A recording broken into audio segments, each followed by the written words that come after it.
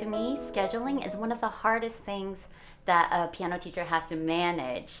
And things have only gotten more difficult as everything starts transitioning to virtual. So with today's video, I'm hoping to give you two different options that can help you organize your weekly studio schedule so that your students can show up on time and you can just continue as closely as possible to the regular lesson schedule that you've been accustomed to.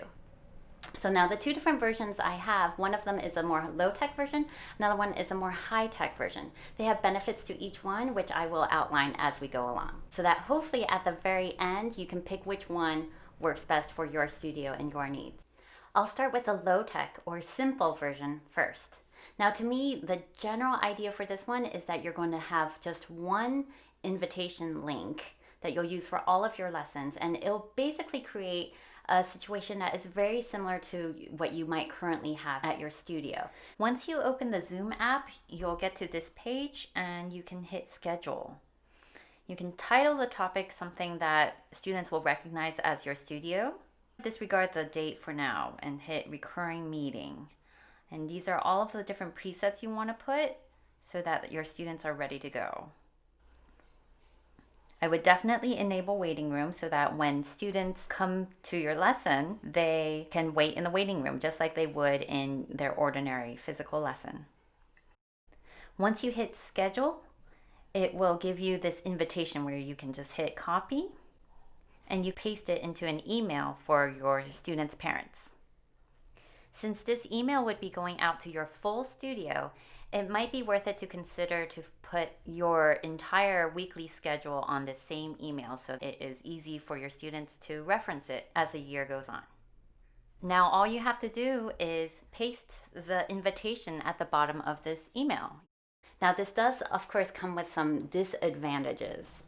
First of all, knowing how many times I've had students forget about their lesson since we've switched to virtual, the main downside of this is just not using a virtual calendar so that you can't have these shared alerts. Secondly, since you'd be meeting with the same lesson link, the function to automatically record the meeting would be ultimately ineffective for us without manually stopping and starting after each lesson. It ends up being kind of a pain. However, if this all sounds doable for you, this single link low-tech scheduling does make virtual teaching most like a regular teaching studio because of the waiting room function. The single setup is also the main game changer for those of you who are using multiple cameras. Now for the high-tech version.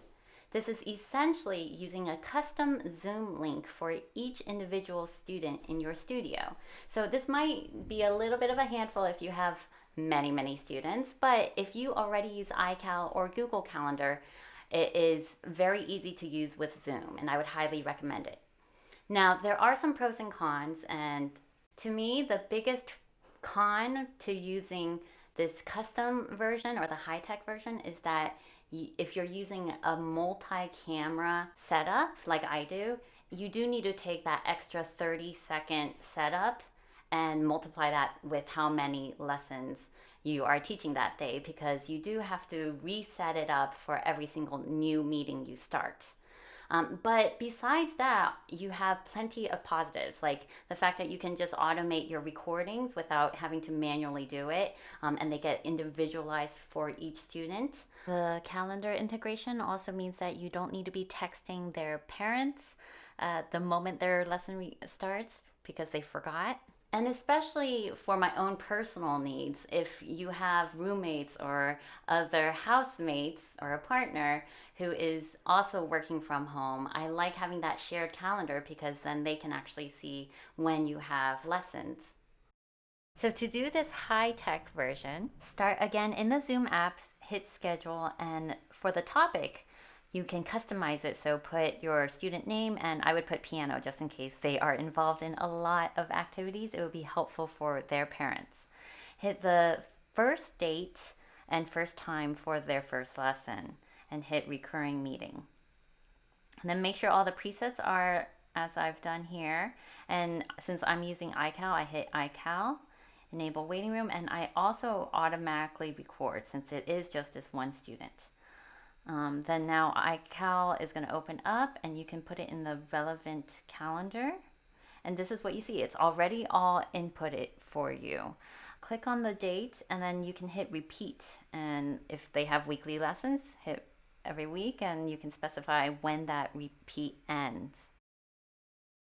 I like this because there is that alert function. So I know when I have to meet with a student. And here you can also invite their parents by adding their emails.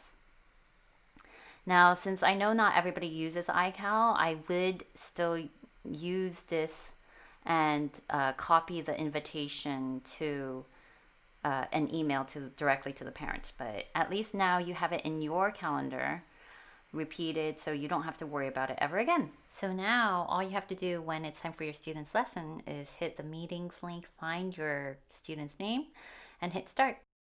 That's it. Let me know in the comments below which of these versions you ended up choosing, or if you ended up using a hybrid of these, which I've tried myself.